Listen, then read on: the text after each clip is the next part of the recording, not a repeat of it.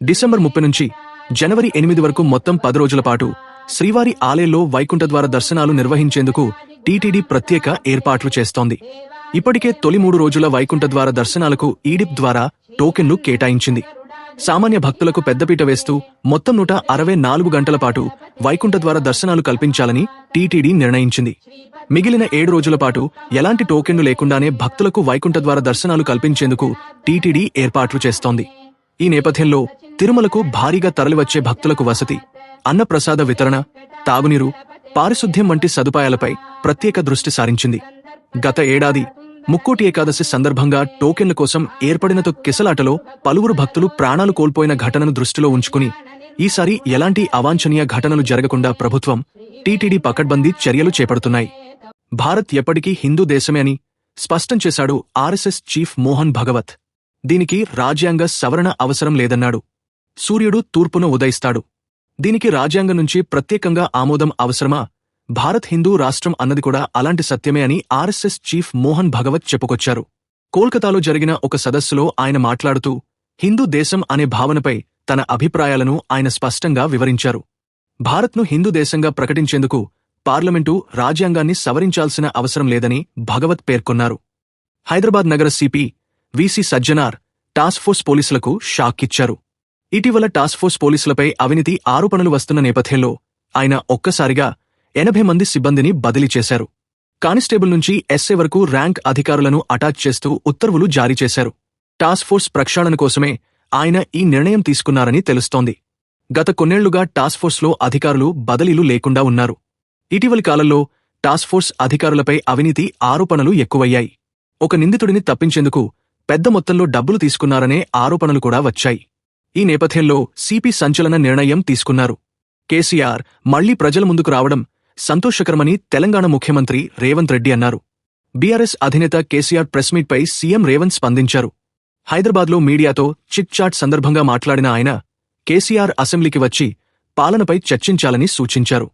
నీటి వాటాల విషయంలో కేసీఆర్ హయాంలోనే రాష్ట్రానికి తీరని అన్యాయం జరిగిందని రేవంత్ రెడ్డి ఆరోపించారు.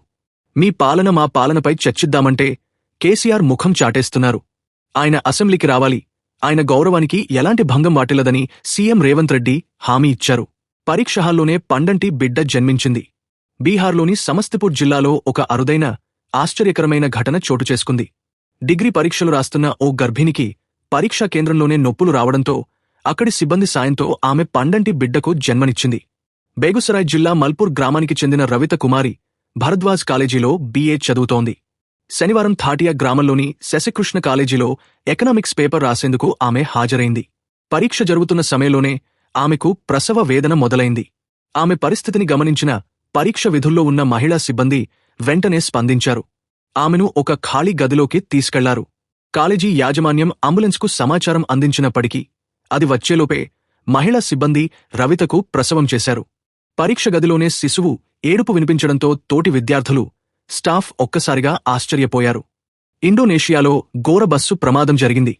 సెంట్రల్ జావా ప్రాంతంలో ఈ తెల్లవారుజామున పెను విషాదం చోటు చేసుకుంది.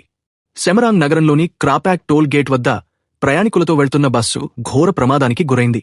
ఈ ఘటనలో 15 మంది అక్కడికక్కడే ప్రాణాలు కోల్పోగా మరో 19 మంది తీవ్రంగా గాయపడ్డారు.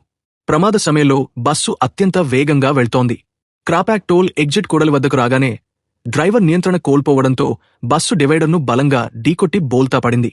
సమాచారం అందిన వెంటనే సెమరాంగ్ సెర్చ్ అండ్ రెస్క్యూ బృందాలు రంగంలోకి దిగాయి. అయితే బస్సు బోల్తా పడటం, కిటికీ అద్దాలు పగిలి లోపల అడ్డుగా ఉండటంతో సహాయక చర్యలు కష్టంగా మారాయని అధికారులు తెలిపారు. చాలామంది బాధితులు బస్సు లోపలే ఇరుక్కుపోయారు. లోపలికి వెళ్లే మార్గం మూసుకుపోవడంతో గ్లాసులను తొలగించి అతి జాగ్రత్తగా బాధితులను బయటకు తీయాల్సి వచ్చిందని అధికారులు పేర్కొన్నారు. బాలీవుడ్ ప్రముఖ నటి డాన్సర్ నోరా ఫతేహికి కార్ యాక్సిడెంట్ జరిగింది. ముంబైలో జరిగిన రోడ్డు ప్రమాదం నుంచి ఆమె సురక్షితంగా బయటపడ్డారు. ఆమె ప్రయాణిస్తున్న కారును మధ్యమత్తులో ఉన్న ఓ డ్రైవర్ బలంగా ఢీకొట్టడంతో ఈ ఘటన చోటు చేసుకుంది. ఈ ప్రమాదంలో ఆమెకు స్వల్ప గాయాలయ్యాయి.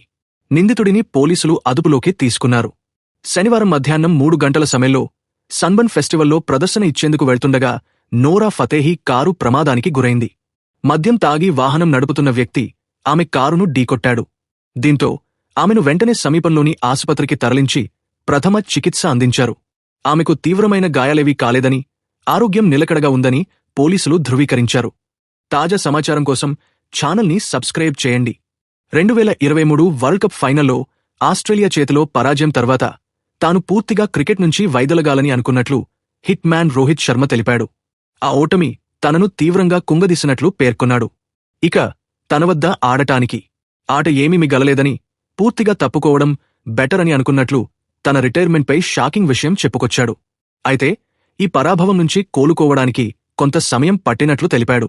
ఆ తర్వాత ఆ సంక్లిష్ట సమయాన్ని దాటి మళ్లీ ఆడటం ప్రారంభించానని, 2024లో టీ20 ప్రపంచకప్ గెలిచామని తెలిపాడు.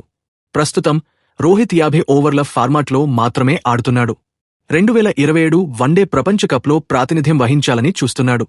ఇందులో భారత్కు వరల్డ్ కప్ గెలిపించి తన కెరీర్ను విజయంతో ముగించాలనుకుంటున్నాడు. తాజా సమాచారం కోసం ఛానల్ని సబ్స్క్రైబ్ చేయండి. విశాఖపట్నం వేదికగా శ్రీలంకతో జరిగిన తొలి టీ20 మ్యాచ్లో భారత మహిళల జట్టు ఘన విజయం సాధించింది. జెమిమా రోడ్రిగ్స్ అద్భుత అర్ధ సెంచరీతో చెలరేగడంతో టీమిండియా 8 వికెట్ల తేడాతో సునాయాసంగా గెలుపొందింది. ఇంకా 5 ఓవర్లకు పైగా మిగిలి ఉండగానే లక్ష్యాన్ని ఛేదించి 5 మ్యాచ్ల సిరీస్లో 1-0 ఆధిక్యం సంపాదించింది. అంతకుముందు టాస్ గెలిచిన భారత కెప్టెన్ హర్మన్ప్రీత్ కౌర్ ఫీల్డింగ్ ఎంచుకుంది. బ్యాటింగ్కు దిగిన శ్రీలంక నిర్ణీత 20 ఓవర్లలో 6 వికెట్ల నష్టానికి 121 పరుగులు మాత్రమే చేయగలిగింది. అండర్-19 ఆసియా కప్ ఫైనల్లో పాకిస్తాన్ చేతిలో భారత్ ఓడిపోయింది. టైటిల్ ఫేవరెట్గా బరిలో దిగిన భారత కుర్రాళ్లకు అండర్-19 ఆసియా కప్ ఫైనల్లో గట్టి ఎదురుదెబ్బ తగిలింది. చిరకాల ప్రత్యర్థి పాకిస్తాన్తో నేడు జరిగిన ఫైనల్లో భారత్ 191 పరుగుల తేడాతో ఘోర పరాజయం చవిచూసింది. అన్ని రంగాల్లో ఆధిపత్యం కనబర్చిన పాక్ జట్టు టైటిల్ను చేజిక్కించుకుంది. దుబాయ్లోని ఏసీసీ అకాడమీ స్టేడియంలో జరిగే ఈ మ్యాచ్లో భారత్ తొలుత టాస్ గెలిచి బౌలింగ్ ఎంచుకుంది.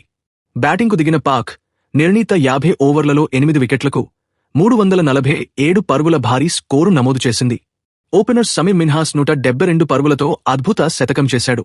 అనంతరం 348 పరుగుల లక్ష్యఛేదనలో భారత్ దారుణంగా విఫలమైంది.